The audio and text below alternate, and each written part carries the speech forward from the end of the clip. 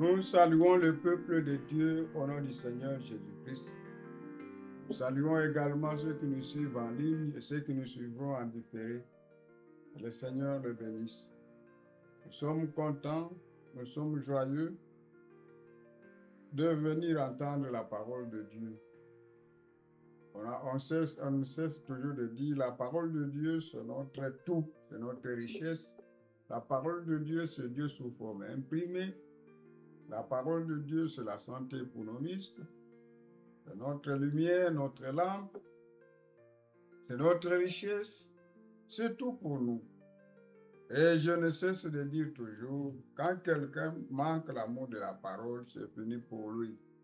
Il est fauché. Voyez. Et si quelqu'un abandonne la parole, Dieu l'abandonne aussi. Que Dieu vous bénisse. Nous allons prier. Glorieux Père céleste, Dieu Tout-Puissant, Créateur du ciel et de la terre, l'auteur de toute vie, l'auteur de nos vies.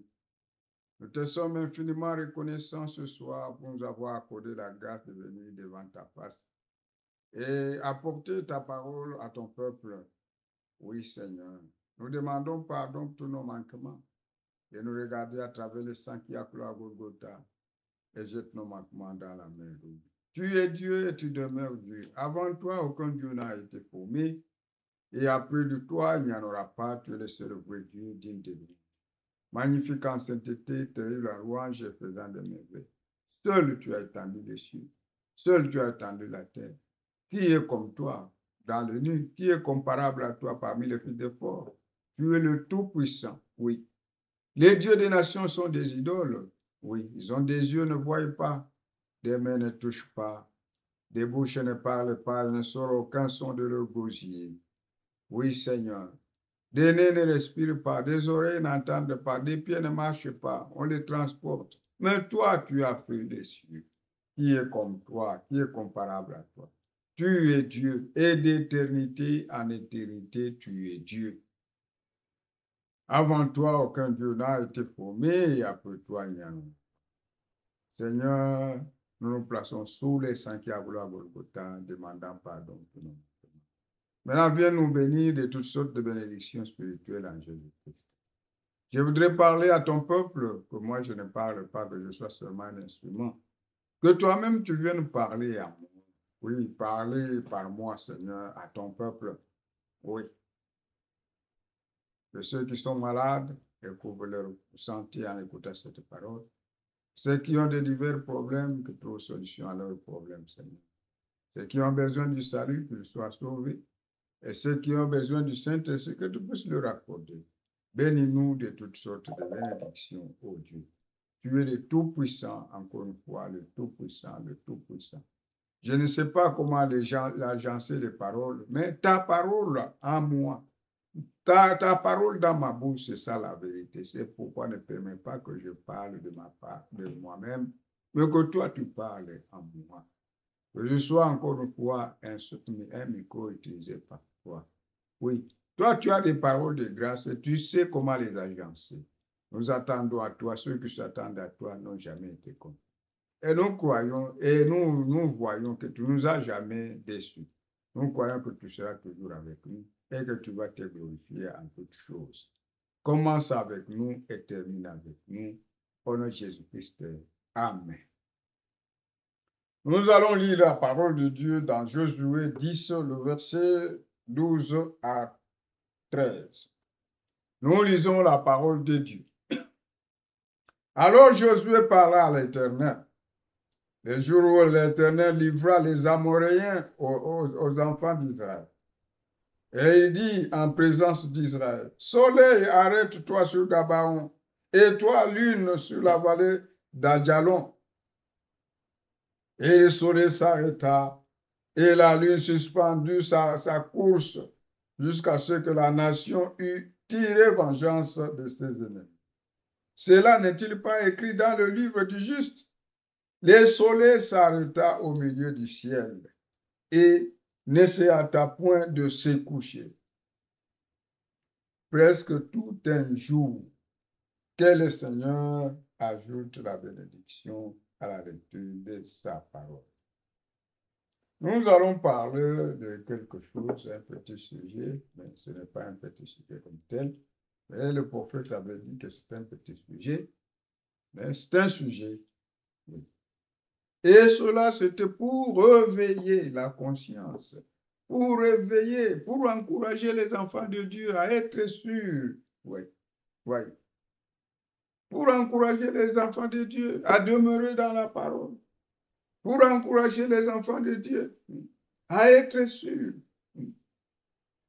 à tenir ferme, ouais, dans la parole de Dieu, pour encourager à croire les promesses de Dieu, pour fortifier les enfants de Dieu. Oui, oui. Alors, un paradoxe. Qu'est-ce qu'un paradoxe? Un paradoxe, c'est quelque chose d'incroyable, mais vrai. Quelque chose qu'on ne peut pas expliquer, mais vrai. Oui. Quelque chose d'incroyable, mais vrai. Ouais. Quelque chose qu'on ne peut pas expliquer. Quelque chose qu'on expérimente, mais qu'on ne peut pas expliquer. Mais c'est la vérité. C'est ça, un paradoxe. Et le monde entier, c'est un paradoxe. La terre, c'est un paradoxe. Quand nous allons dans Hébreu 11, le verset 3, on va voir que le monde, c'est un paradoxe aussi. Allons d'abord à Hébreu. Hébreu 11, le verset 3. Lorsque Hébreu dit,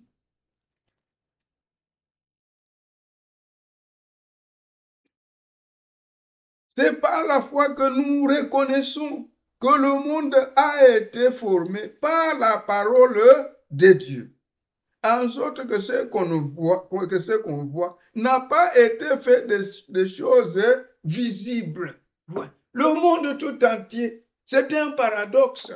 Ouais. C'est un paradoxe. Seulement par la parole. Ouais. Quand Dieu disait que ceci soit, que c'était un paradoxe. Des choses que nous voyons ont été faites par des choses que nous ne voyons pas, des invisibles, par la parole de Dieu. Oui. Nous reconnaissons ça par la foi. Oui. Nous reconnaissons que par la foi, le monde a été formé par la parole de Dieu. En sorte que ce que nous voyons, ce qu'on voit, n'a pas été fait des choses visibles. Alors le monde entier, c'est un paradoxe. Un paradoxe, c'est quelque chose d'incroyable, mais vrai. Un miracle, une expérience vécue. Mais les choses sont vraies. On échoue parfois de les expliquer, mais ça arrive. Oui. C'est ça un paradoxe. Tout est paradoxe. Quand Dieu créait, c'était un paradoxe. Oui. Il pouvait dire que la lumière soit, que ceci soit. Toujours un paradoxe. Oui. Alors, quand nous voyons les étoiles, oui. Les étoiles, quand nous voyons, ils sont à des milliers de kilomètres. Et entre elles, elles sont encore séparées par des milliers de kilomètres. Mais quand nous regardons, nous voyons comme si ça se collait presque. Oui. Mais quand on calcule la distance qui est là, c'est vraiment des milliers de kilomètres. Et quand on regarde la distance ici, de la Terre jusque là où se trouvent les étoiles, les soleils, ce sont des milliers de kilomètres. Prenons par exemple une fourmi. Si la fourmi, on dit à la fourmi de faire 800 kilomètres, oui. La fourmi fera des milliers d'années. Oui. Des milliers d'années. Mais tandis que quand vous prenez le véhicule, c'est peut-être 12 heures, vous êtes là-bas. Quand vous prenez l'avion, c'est peut-être quelques secondes. Et quand vous prenez Dieu, il n'y a rien. Dieu, là, il n'y a rien. Oui. Puis c'est Dieu, 1000 ans. C'est comme un jour. Un jour, c'est comme 1000 ans. Oui. Donc, jusque-là, chez Dieu, depuis que Jésus est mort, il y a seulement des jours. Oui. Il y a seulement des jours. Chez Dieu, il n'y a pas grand-chose. Oui. Alors, un paradoxe, c'est quelque chose d'incroyable et vrai. Et tout le monde ici que vous voyez, c'est un paradoxe. Toi-même, tu es un paradoxe. Oui. On est un paradoxe. Et au commencement était la parole, et la parole était avec Dieu, et la parole était Dieu. Et nulle chose n'a été faite sans la parole de Dieu. Oui. La parole manifestée. Oui. Alors, Frère Branham raconte une histoire. Ils descendaient, lors des réunions, ils étaient à New York. Ils descendaient une rue. Ils sont arrivés quelque part, une maman était tombée. Quand la maman était tombée là, personne ne pouvait la relever. Personne. Les oranges éparpillées, elle avait à peu près 70 ans. Et personne. J'allais avec son fils à pied. Mais la personne, finalement, lui est arrivé là redressé.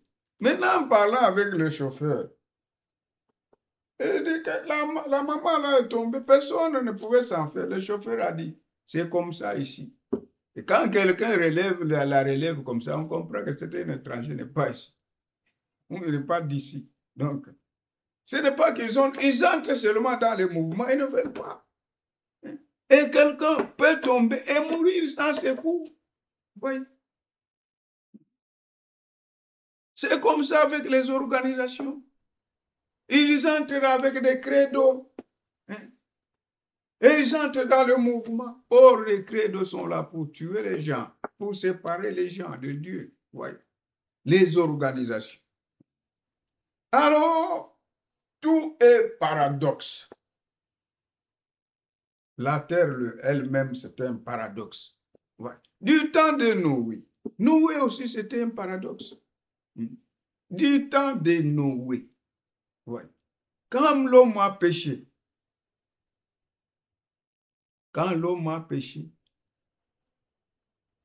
Dieu l'a chassé du jardin d'Éden. Il avait une certaine vie. Il a perdu cette vie. Et il a commencé à mourir. Ouais. Il a vendu tout. Il a vendu tout, tout, tout, tout. Et maintenant, quand nous arrivons du temps de Noé, Jésus a dit, ce qui arriva du temps de Noé arrivera pareillement au temps du Fils de l'homme, du retour du Fils de l'homme. Ce qui était arrivé à Noé et du temps de Noé arrivera pareillement. Et c'était un paradoxe chez Noé. Oui. C'était un paradoxe. Quand les gens commencent à se multiplier sur la terre, les fils de Dieu ont vu les filles des hommes devenir belles et s'en prirent pour femmes. Et la méchanceté des gens s'est accrue ce moment-là. La pensée de l'homme était tournée souvent vers le mal, toujours vers le mal. Oui. Et Dieu se repentit d'avoir fait l'homme. Et il disait, l'homme ne peut pas contester avec Dieu. Après tout, il n'est que poussière. Dieu l'a retiré dans la poussière. Et c'est pourquoi ce jour-là, il pouvait dire, tu es poussière, tu retourneras à la poussière. Alors, comme Dieu l'avait beaucoup aimé, dans ce temps-là, Dieu vraiment s'est repenti d'avoir fait. Et il a résolu de tuer tous les hommes. Mais Noé trouva grâce devant l'Éternel. C'était un paradoxe. Ouais. Un paradoxe. Et quand Noé disait aux gens qu'il va pleuvoir, la science de ce temps-là était évoluée. Nous croyons que la science d'aujourd'hui, comme Jésus lui-même, ce qui arrivera du temps de nous arrivera pareillement. Et la science aussi, à ce moment ici, elle est très développée. Mais à ce temps-là, ils ont fait des pyramides. On ne sait pas comment est-ce qu'ils soulevaient des blocs de pierre. Jusqu'à aujourd'hui, la science actuelle ne parvient pas à faire des pyramides comme ce temps-là. Alors la science était vraiment évoluée avec des radars. Ils pouvaient regarder en haut. On ne voyait même pas la pluie. On disait, ce monsieur est fou. Mais lui, il pouvait dire, Dieu m'a dit qu'il pleuvra. Dieu a dit, et cela règle la question. Dieu m'a dit qu'il pleuvra. Il va pleuvoir. Dieu m'a dit. Quand Dieu dit, ça règle la question. Peu importe ce qui va arriver. Quand Dieu dit quelque chose, ça doit arriver. Il pouvait regarder là-bas, regarder. Rien, on ne voit pas la pluie. Et en ce moment-là, la terre était droite. Elle n'était pas penchée. Elle a été penchée un peu en arrière à cause de l'incrédulité et de la désobéissance. Oui. Et cette inclinaison a créé la chaleur. C'est pourquoi il y a de la chaleur et du temps où ça fait frais. Et les vapeurs montent pour faire la pluie. Et avant là-bas, il n'y avait rien. Eux faisaient ça. Ils ont fait tout ce qu'ils pouvaient faire. Or, quand nous voyons, alléluia, quand nous voyons à la création, Dieu a séparé. Il y avait une eau qui était montée en haut et une eau qui était restée. Et il a créé l'étendue qu'il a appelée ciel. Ouais. C'est pourquoi quand il a dit, il va pleuvoir, il y avait des écluses, il pouvait faire tomber tout ça. Mais les gens, avec la science, ils n'ont rien vu. Et ils pouvaient dire, Noé est fou. Noé est fou. Ce monsieur est fou. Ouais. Alors Noé a fait l'arche. L'arche, là, c'était aussi un paradoxe. Oui. Avec le bois de gopher. Et qu'est-ce qu'il y a eu? Il a construit cette arche-là pendant plusieurs années. Et après avoir terminé, il a dit aux gens, entrez, ils ont refusé. Mais Dieu a parlé avec les bêtes, Dieu a parlé aux bêtes. Et les bêtes sont venues deux à deux. Hein, les bêtes là, les bêtes impures là, c'était si c'est sept paires, quelque chose comme ça. Mais il y avait deux mâles même, toutes les bêtes. Ils sont arrivés, ils sont entrés. Mais l'homme a refusé. Ouais. C'était un paradoxe. 7 jours après, 7 jours qui représentent les 7 âges de l'Église. Ouais. L'arche, quand la pluie est tombée, Dieu a ouvert toutes les écluses de cieux. Et toutes les sources pouvaient sortir, tout. Et l'eau est montée, elle est montée. Oui. Toute la terre, pendant 40 jours, toute la terre. Et l'arche de bois de gopher était là-bas en train d'être sur l'eau. Hein. Était sur l'eau. En train de tanguer, c'était toujours là. Et les vagues, c'était des grandes vagues, presque plus que les montagnes. Et toute la terre a été engloutie dans l'eau. Mais là, l'arche était là. Pourquoi? Parce que c'était la parole de Dieu.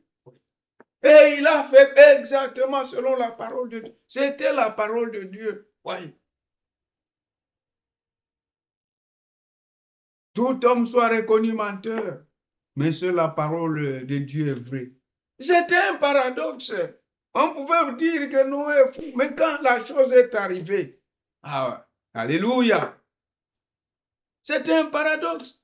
Quelque chose qu'on ne pouvait pas expliquer. Quelque chose d'incroyable, mais vrai. La pluie était tombée et les gens sont morts. Même les bébés sont morts. Tout, sauf 8 seulement qui ont été sauvés. 8. Ce qui arriva du temps de l'autre arrivera pareillement. Oui. Et au temps de l'autre, seulement 3. Il y a 4 qui sont sortis. Mais la femme de l'autre est devenue une colonne de sel. Et Jésus pouvait dire, souvenez-vous de la femme de l'autre. La femme de l'autre est sortie. Mais elle n'est pas arrivée. Tu peux sortir pour ne pas arriver. Voilà. 3 seulement du temps de Sodome et de Gomorrhe. Et du temps de la sortie des enfants d'Israël, 2 seulement, Josué et Caleb, ceux qui sont sortis de l'Égypte, 2 sont arrivés. Ouais. Et en ce temps aussi, on ne sait pas combien vont entrer. Ouais. La pyramide est en train de mincir. Hein? Elle est en train de diminuer. Ouais.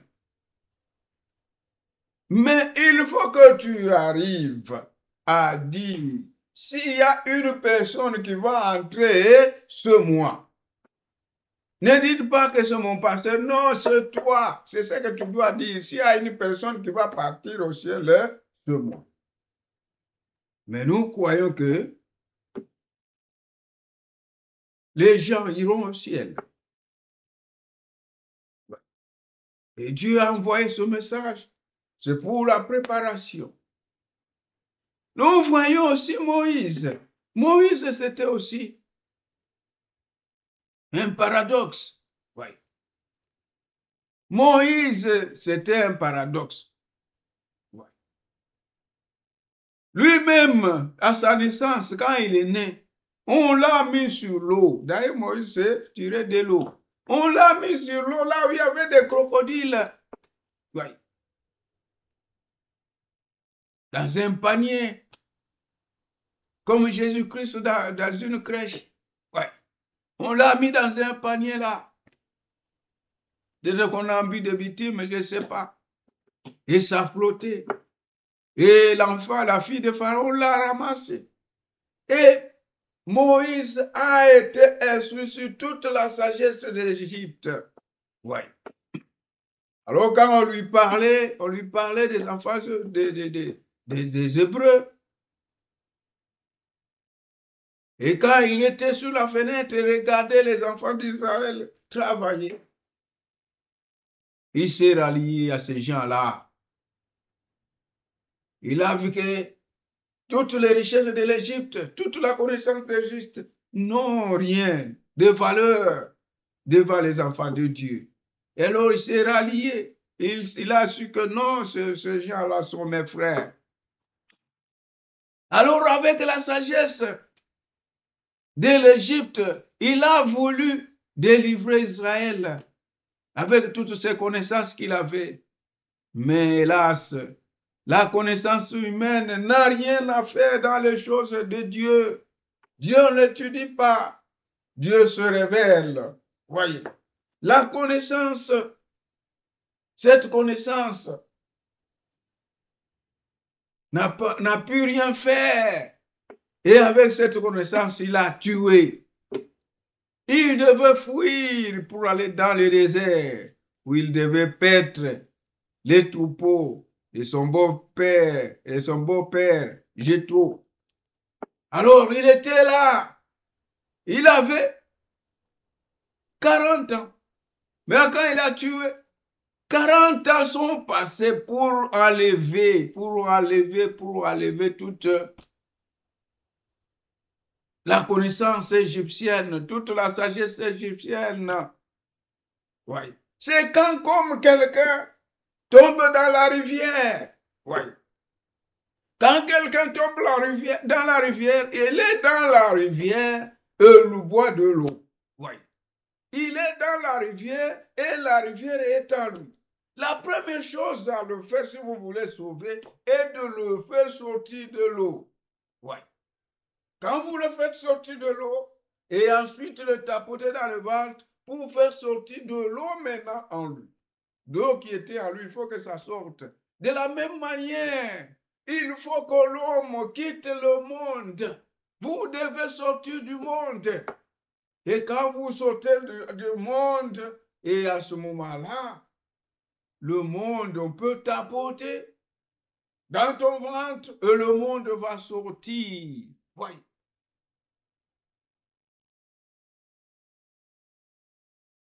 C'est pourquoi n'aimez point le monde et les choses qui sont dans le monde. C'est lui qui aime le monde se fait ennemi de Dieu. Même dans les dénominations, il faut d'abord sortir de la dénomination pour que la domination encore sorte maintenant en toi. Ouais. Vous devez sortir de l'eau. Alors, Dieu pouvait d'abord faire sortir toute la connaissance. Alléluia. Toute la connaissance que Moïse avait. Et il a fallu 40 ans pour faire sortir toute la connaissance de l'Égypte. Oui. 40 ans. Et maintenant, après 40 ans, Dieu est venu le visiter dans un buisson ardent. Et Dieu l'a envoyé. Oui. Et Moïse, avec le bâton, Dieu l'a envoyé avec le bâton. C'était un paradoxe.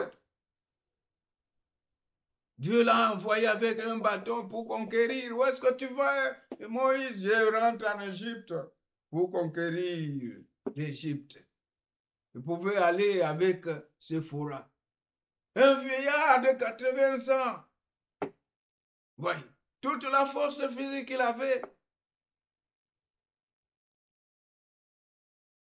Tout ce qu'il a appris en Égypte, c'était parti. Mais c'était un vieillard qui devrait rentrer avec Séphora, sa femme. Je vais conquérir l'Égypte. Je vais faire sortir les enfants d'Israël de l'Égypte. Voyez, c'était un paradoxe.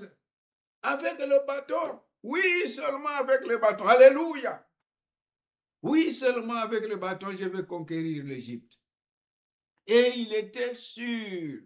Puisque Dieu lui a parlé et il était sûr. Et Dieu utilise toujours une personne. Voyez. Une personne.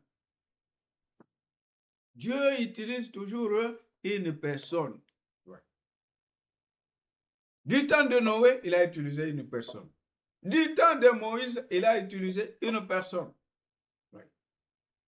Du temps d'Élie, quand Élie et Élisée étaient ensemble, ouais. Élie devrait partir, il ne devrait pas continuer à travailler ensemble, non. Élie devait partir pour que Élisée reste avec son manteau. Voyez. Et c'est toujours comme ça.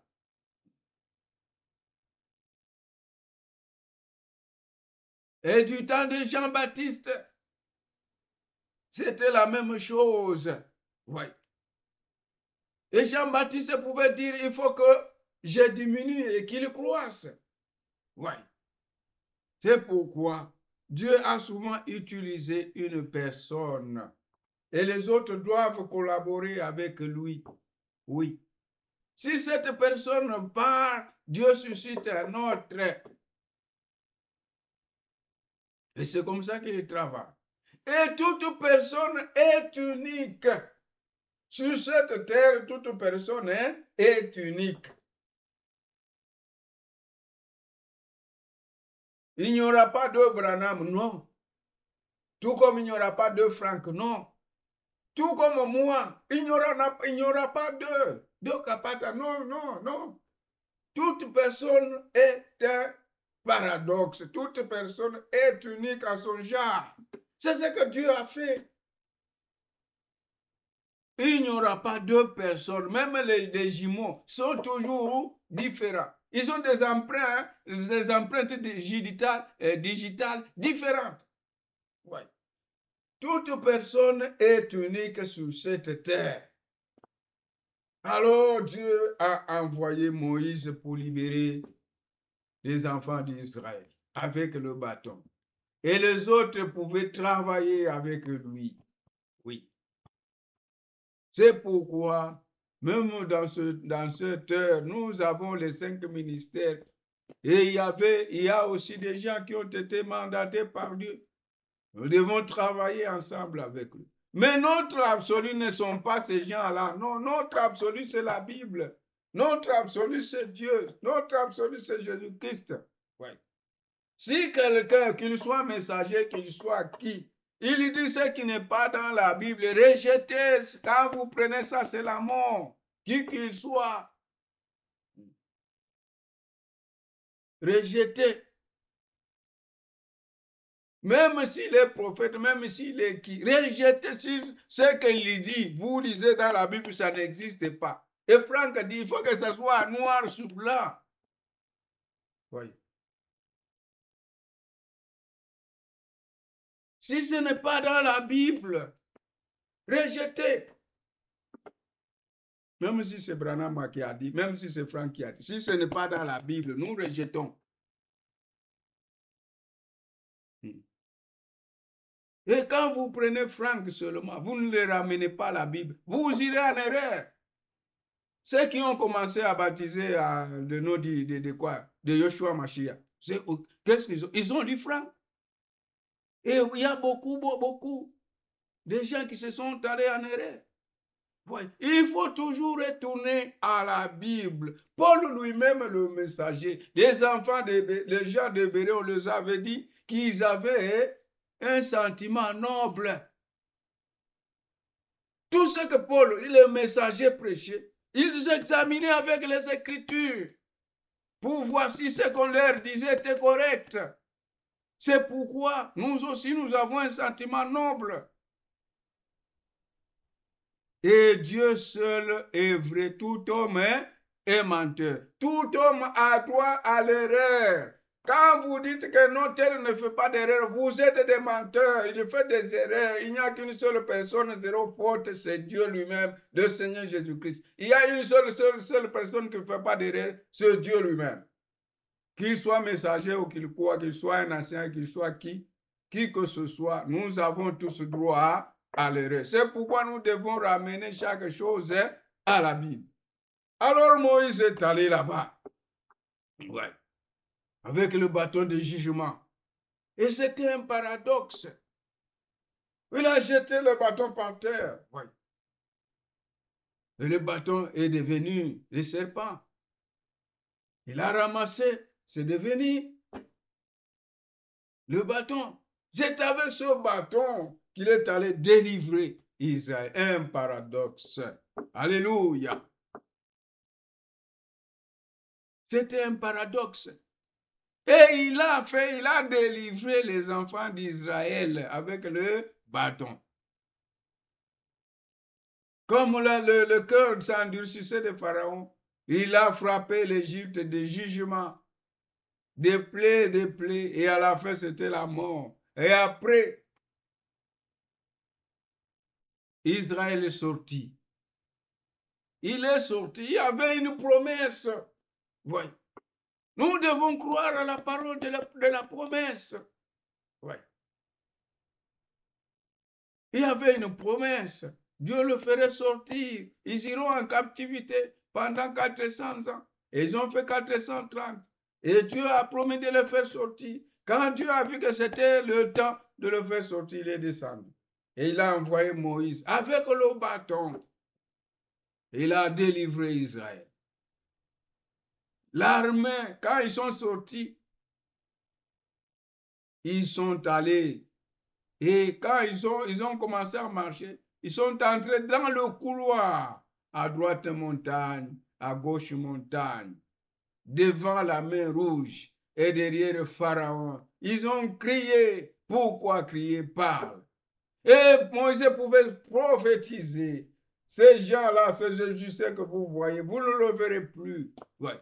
Et il a frappé le bâton, son bâton de jugement sur la mer. La mer s'est fendue en deux. Dieu a créé une route, une bonne route. Et tout Israël passait là à l'aise. Pharaon qui les a suivis, sa marche, un imitateur, sa marche a été difficile. C'est pourquoi dans la marche, dans la vie chrétienne, il faut naître de nouveau. Pour entrer dans le royaume, il faut naître de nouveau. Pour aller au ciel, il faut avoir le baptême du Saint-Esprit. Nous devons être baptisés dans le corps mystique de Jésus. Et nous attendons là-bas. Les imitateurs ne doivent pas, ils ne peuvent pas. Voyez. Dans la foi chrétienne, on n'imite pas. On est né de nouveau et on entre dans le royaume. Alors Pharaon était un imitateur. Il les a poursuivis. Mais sa marche a été difficile. Et du côté des enfants d'Israël, ils allaient à l'aise. À l'aise, Dieu a frayé leur chemin. Le chemin là était prédestiné à eux. Mais ce n'était pas prédestiné aux Égyptiens. C'est pourquoi leur marche était devenue difficile. Alors quand ils sont sortis, les gens ont dansé, ont joué. Et quand ils sont sortis, Moïse a frappé le bâton. La Bible dit, Pharaon et toute son armée a été englouti. Alléluia. Voyez, avec le bâton, il a délivré. Et à l'armée là, qui était l'armée comme l'armée américaine, comme l'armée russe, englouti dans l'eau. Un paradoxe. Alléluia. Englouti dans l'eau. Avec le bâton, Moïse a délivré les enfants d'Israël. Moïse a conquis l'Égypte. Oui. Il a conquis, il a vaincu. Avec le bâton seulement. Un paradoxe. Oui. Et les enfants de Dieu pouvaient jouer, pouvaient danser, pouvaient louer l'Éternel, louer la délivrance. C'est pourquoi tout enfant de Dieu qui est délivré, il a la joie du salut. Alléluia. Il a la joie du salut. Ouais. Alors, nous voyons les trois jeunes Hébreux. C'était aussi un paradoxe. Ouais. Les trois jeunes Hébreux, c'était aussi un paradoxe. Donc, chaque chose que Dieu fait, c'était un paradoxe.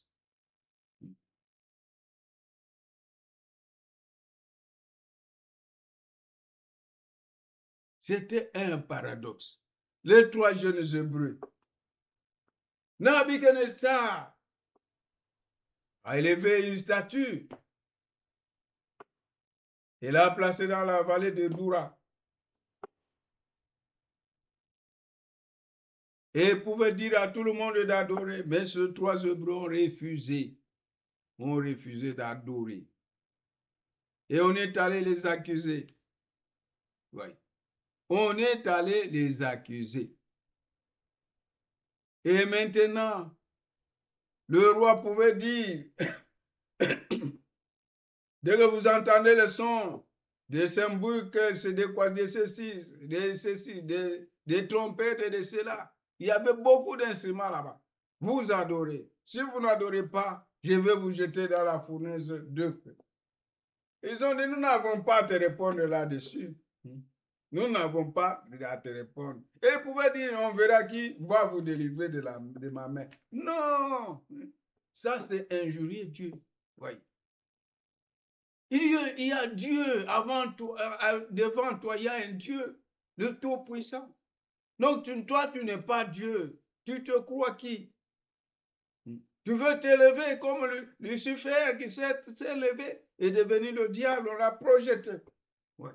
Tu ne peux pas te lever. Nous devons nous tous nous humilier devant Dieu. Et nous sentir très petits. Dans la présence de Dieu, nous nous sentons très petits. Et nous avons besoin de Dieu pour nous conduire. Ouais. Alors, ils ont dit, Dieu, notre Dieu est capable.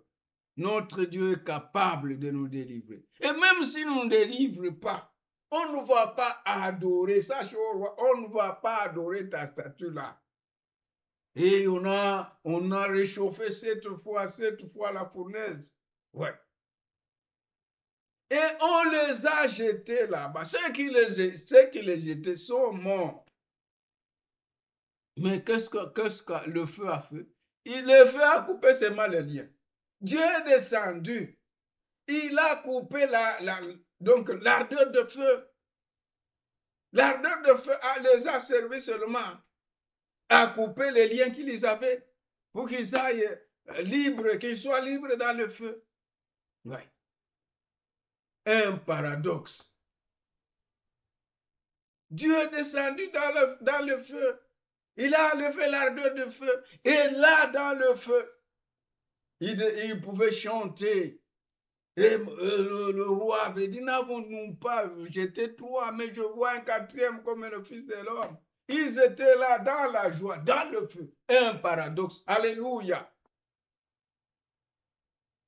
Ils étaient dans la joie.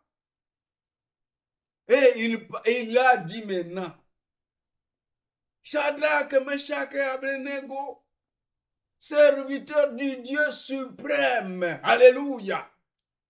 Sortez. Et ils pouvaient sortir en chantant, en chantant, en chantant, en chantant. C'est vraiment un paradoxe.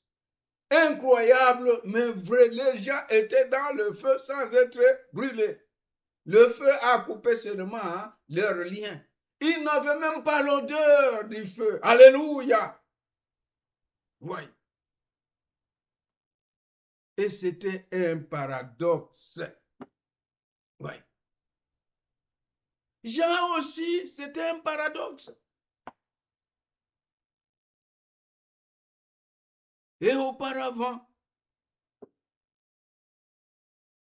l'Écriture avait dit, voici, j'enverrai mon messager devant toi pour préparer. Ouais. Une voix crie dans le désert. Mais cette voix, quand elle s'est manifestée, la voix là que le prophète a prononcée, elle était devenue un homme en Jean-Baptiste. C'était aussi un paradoxe. Son père était sacrificateur. Ouais. Et qu'est-ce qu'il y a eu? L'ange, Gabriel est allé vers Zacharie. Mais Zacharie a douté, puisque sa femme était stérile. Et dans sa vieillesse, il a eu Jean-Baptiste. Quand il a douté, Dieu lui a dit, ainsi dit le Seigneur ne rate pas. Quand Dieu a promis, il a promis. Right. Ainsi dit le Seigneur ne rate pas. Ah, ça devait s'accomplir. Alors il a dit, tu vas rester muet jusqu'à ce que l'enfant soit né. Maintenant, Jésus est notre paradoxe principal. Dieu lui-même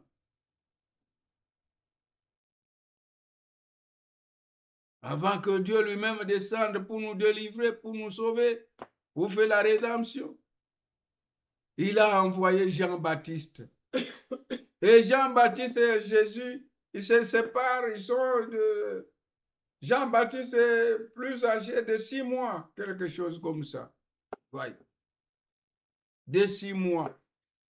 Et c'était des cousins, Germain, Marie et Elisabeth, c'était des cousines germaines. Ouais. Alors, quand l'ange Gabriel a visité Marie, il lui a dit, le Saint-Esprit te couvrira de l'ombre Et l'enfant là qui sera né, ça sera le Fils de Dieu. Et la Bible avait déjà prédit. Un enfant nous est né, un fils nous est donné, et sa domination reposera sur son épaule. On l'appellera admirable, conseiller, Père éternel, Dieu puissant, Prince de paix. Et la Bible avait dit, voici la Vierge concevra. Oui. Il enfantera un fils, on lui appellera Emmanuel. Emmanuel qui veut dire Dieu avec son peuple, Dieu avec nous. Alors, pendant que Jean-Baptiste était dans le ventre de quoi? D'Élisabeth, Marie, après avoir reçu la visitation de l'ange, elle est allée voir sa parente Élisabeth, qui était en son 6e mois. Ouais. Et quand elle pouvait parler, j'aurais aussi non, le Saint-Esprit me couvrira tout ça. Et il m'a dit que l'enfant qui sera né, tu lui donneras le nom de Jésus. Quand il a prononcé le nom de Jésus, alléluia, l'enfant qui était dans le ventre, Jean-Baptiste qui était dans le ventre, s'est réjoui, il a fait des mouvements.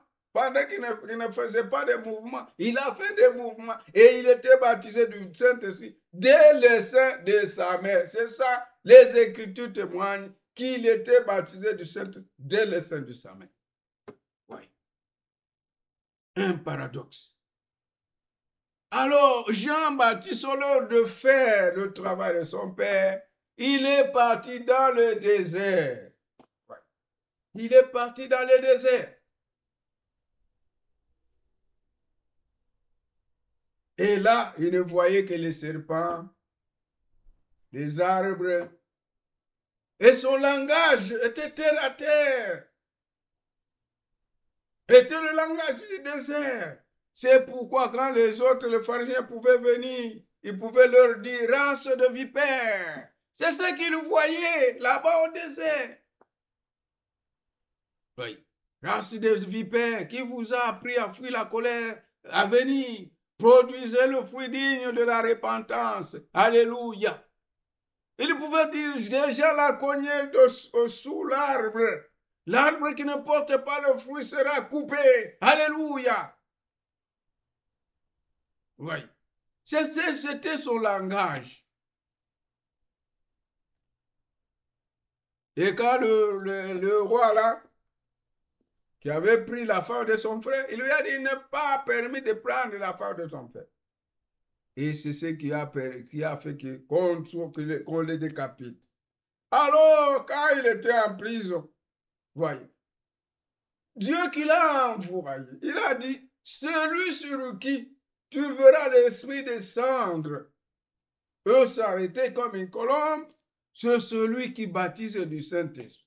Alors Jean pouvait dire, j'ai vu et j'ai rendu témoignage qu'il est le Fils de Dieu. Voici l'agneau de Dieu, la représente, voici l'agneau de Dieu. L'agneau de Dieu qui enlève le péché du monde. Ouais. Jean était une lumière, était une parole manifestée. Ésaïe 40, Malachie 3, 1. Ouais. Une voix crie dans les déserts, et cette voix était devenue un homme, un paradoxe. Ouais. Alors, quand il était en prison, c'est comme ça, tout homme, il est toujours comme ça. Le voyant, ses yeux étaient voilés. Ses yeux étaient voilés. Le voyant qui était en prison, quand il était en prison, ses yeux étaient voilés. Lui qui l'a présenté, voici l'agneau qui ôte les péchés. Lui qui a rendu témoignage de Jésus-Christ. C'est lui qui baptise le Saint-Esprit. Et là-bas, ce matin, l'Esprit a dit, celui-ci est mon fils bien-aimé, en qui j'ai trouvé plaisir d'habiter. Ouais. C'est là. Alors, comme ses yeux étaient voilés, il a envoyé quand il était pris en prison. Il fallait qu'il diminue et que Jésus croisse. Les deux ne pouvaient pas rester en même temps là-bas. C'est ce qu'il disait, il fallait que je diminue, qu'il croisse. Alors, quand ces yeux-là ont été voilés, quand il était en prison, il pouvait se demander, il a envoyé ses disciples, allez lui dire, est-ce lui? Où devons-nous entendre notre... Oui. Et pourtant, celui qui l'a présenté.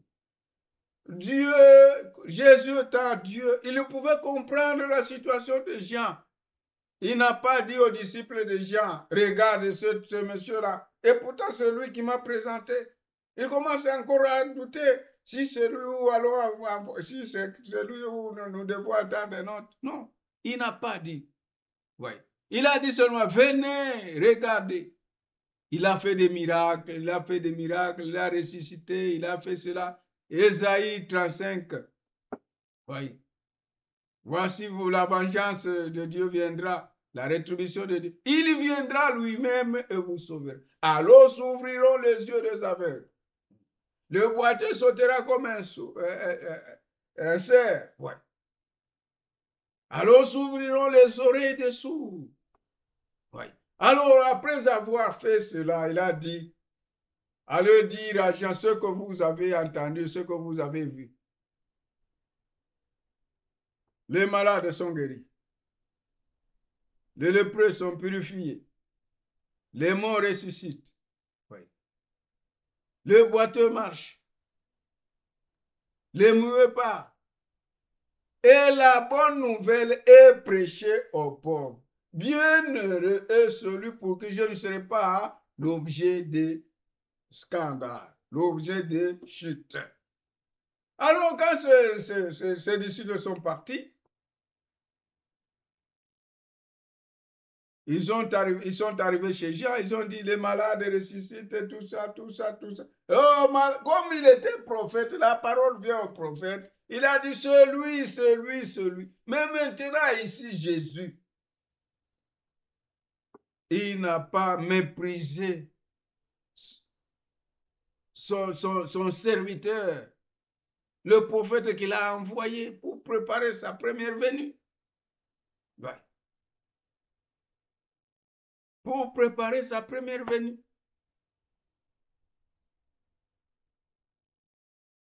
Et cela, c'est Esaïe, dans Esaïe 40 et Malachie 3, le verset premier. Dans Malachie 4, il y a deux choses. Ouais. Je vous enverrai Élie avant que le jour de l'Éternel n'arrive. Le jour de l'Éternel n'est pas encore là. Ouais. Alors là, quand Jésus est resté avec les autres, il a dit, qu'est-ce que vous allez voir au désert? Ouais. Qu'est-ce que vous allez voir au désert? Un homme habillé, des habits somptueux. Ces gens-là sont dans le palais du roi. Qu'est-ce que vous allez voir? Un roseau agité par le vent. Quelqu'un qui est ballottant? Non. Oui. Les enfants de Dieu ne ballottent pas. Les élus ne ballottent pas. Allez-vous un roseau agité par le vent? Non. Oui. Qu'est-ce que vous allez voir? Un prophète, vous dis-je, plus qu'un prophète. Oui. C'est de lui dont il est parlé. Il va en Malachie 3. J'envoie mon messager. On peut d'abord lire Malachie 3. Malachie 3, le verset 1. On peut lire avant de continuer.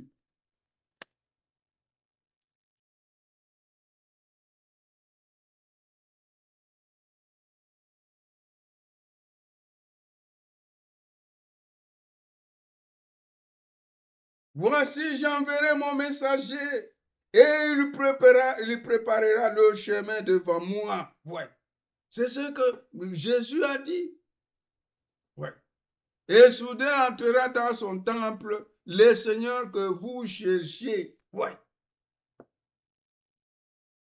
Alors, il les a montré cette écriture. Et il a vanté Jean, il a vanté Jean. Oui. Dieu vante toujours ses serviteurs. Malgré les erreurs, il sait que ce sont des humains. Mais l'œuvre pour laquelle il les envoie,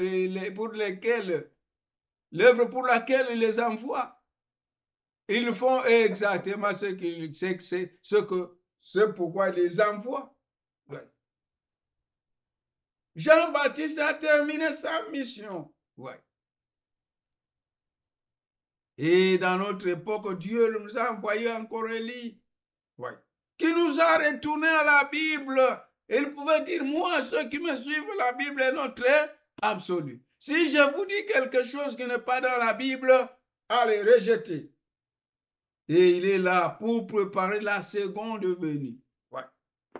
Alors Jésus était un paradoxe. Il était là un paradoxe. Et quand il faisait des miracles, les gens qui ne comprennent rien,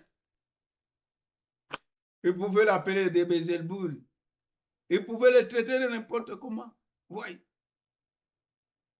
Et pourtant, c'était Dieu lui-même, la manifestation des Écritures. Oui. Les gens pouvaient dire, non, non, il a fait ça, il a fait ça. Voyez, il est venu. Quand il nous a rencontrés dans le temple, il a fait le fouet. Il nous a fouettés, il a renversé le temple. Oui.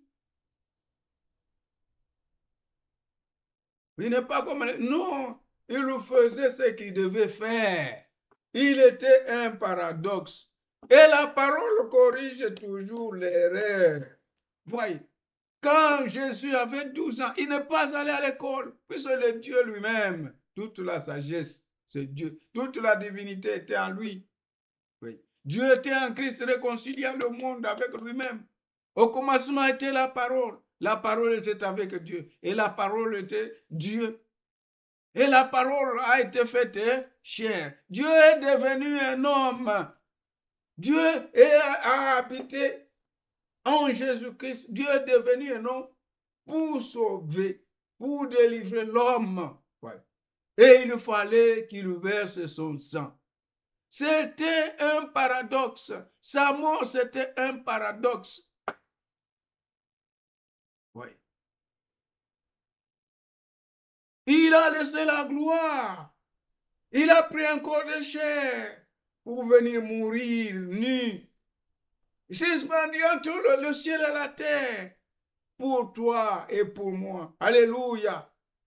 Ne peux-tu pas lui donner ta vie? Dieu manifesté dans la chair humaine. Et il devait verser son sang. Le sang de Dieu a coulé sur la terre. Et la terre pouvait trembler. Oui.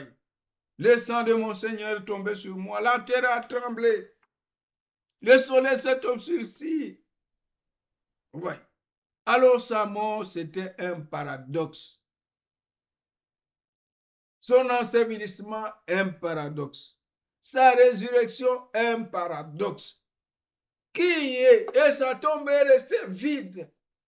Lesquels des hommes, sa tombe est vide. Même les auteurs des religions, oui, sont dans leur tombe. Mais lui, il a vaincu la mort et il tient les clés de la mort et du séjour des morts. Et il nous a libérés. Ressuscitant, il nous a justifiés à jamais pour être libres. C'est ça même qui prouve qu'il est Dieu. Toutes les tombes sont fermées, mais sa tombe est vide. Elle est ouverte. Oui. Alors il est allé au ciel pour nous préparer une place. Oui. Sa résurrection, c'est un paradoxe. Il a versé son sang pour nous délivrer, pour nous libérer de péché. C'est pourquoi si tu crois à cette œuvre-là de Golgotha, tu vas naître de nouveau. Tu seras libre du péché. Oui. Et le Saint-Esprit va te couvrir, va entrer en toi. Il a dit, je ne vous laisserai pas orphelin, je serai avec vous jusqu'à la consommation des âges, jusqu'à la fin du monde. Pas seulement avec nous, en nous. Oui. Le Saint-Esprit est là. C'est là notre force, là notre consolation. Notre consolateur, le Saint-Esprit, est là pour nous fortifier, Tout ce que je ne peux pas avec le Saint-Esprit, tu peux. Oui. Il est venu nous donner la force. Et nous sommes libres, libres du péché. Nous combattons un ennemi déjà vaincu. Dieu a versé son sang. Et il est allé au ciel avec son propre sang. Oui. Le corps est resté au ciel. L'esprit est redescendu chez nous. Et il est là pour nous guider. Oui. Celui qui croit au Seigneur Jésus-Christ a la vie éternelle. Il est passé de la mort à la vie. Et il est né de nouveau. Celui qui croit à l'œuvre de Golgotha, celui qui croit au Seigneur Jésus-Christ comme son sauveur personnel, est né de nouveau. C'est pourquoi Pierre pouvait dire, répentez-vous et que chacun de vous soit baptisé. Répentez-vous pourquoi? Pour la rémission de vos péchés. Oui. Répentez-vous et que chacun de vous soit baptisé au nom du Seigneur Jésus-Christ. Pourquoi? Pour la rémission de vos péchés. C'est le seul nom qui a été donné aux hommes par lequel nous devrions être sauvés. Et c'est le seul nom qui ôte le péché. Le nom de Dieu de salut, c'est le Seigneur Jésus-Christ.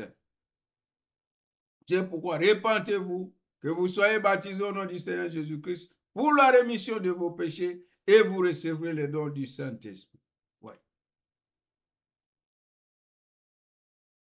Le ciel et la terre passeront, mais mes paroles ne passeront pas. Les paroles de Dieu sont infaillibles. Les paroles de Dieu sont infaillibles. Tout homme faillit, mais Dieu ne faillit jamais. Tout homme est reconnu comme menteur. Dieu c'est le vrai. Ouais. Alors, il est monté. Comme il est allé, c'est ainsi qu'il viendra. Il ne viendra pas la tête, non.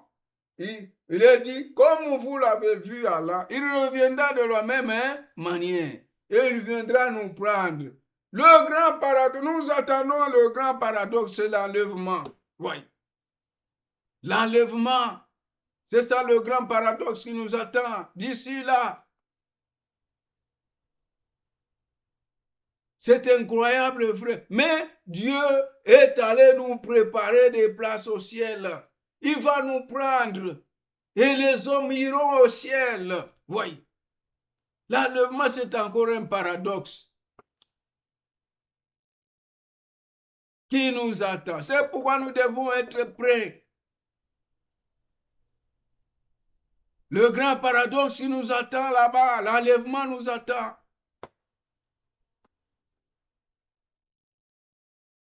C'est pourquoi préparez vos vies. Répentez-vous. Soyez baptisés au nom du Seigneur Jésus-Christ et vous recevrez le don du Saint-Esprit. Le Saint-Esprit, c'est là notre billet. Nous allons défier la pesanteur. Nous allons défier la pesanteur. Ouais. Nous allons défier la pesanteur. Ouais. Ce que Josué a fait ce jour-là, c'était un paradoxe. Vous voyez un homme, Dieu a écouté la voix d'un homme. Un homme qui a dit, soleil, arrête-toi. Le soleil s'est arrêté. Et maintenant, même les scientifiques savent que non, il y avait quelque chose. Il y a des traces. Ouais.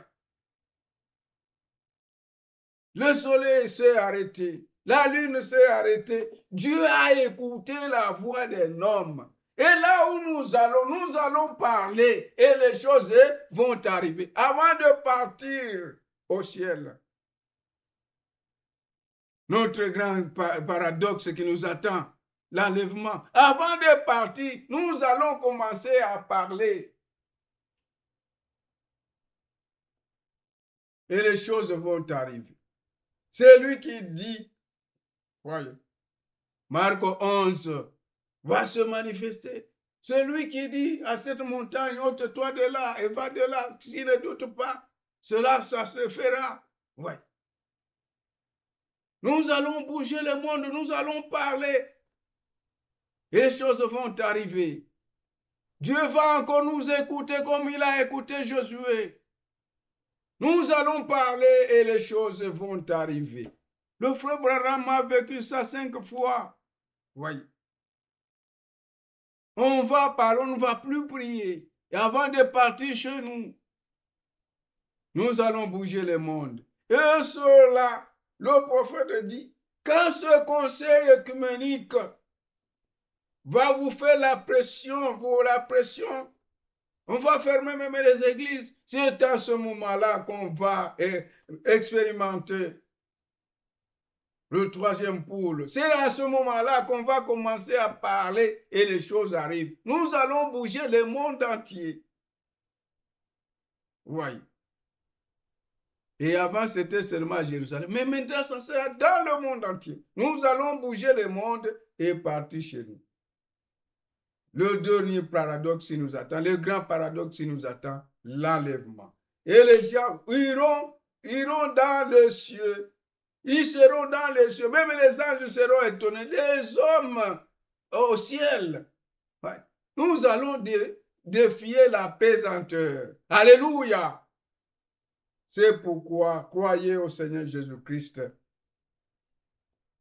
Faites-vous baptiser au nom du Seigneur Jésus-Christ. Vous aurez la rémission de vos péchés. Vous serez libérés du péché. Et vous recevrez le Saint-Esprit, notre billet pour aller au ciel. Le grand paradoxe nous attend, l'enlèvement. Que le Seigneur vous bénisse.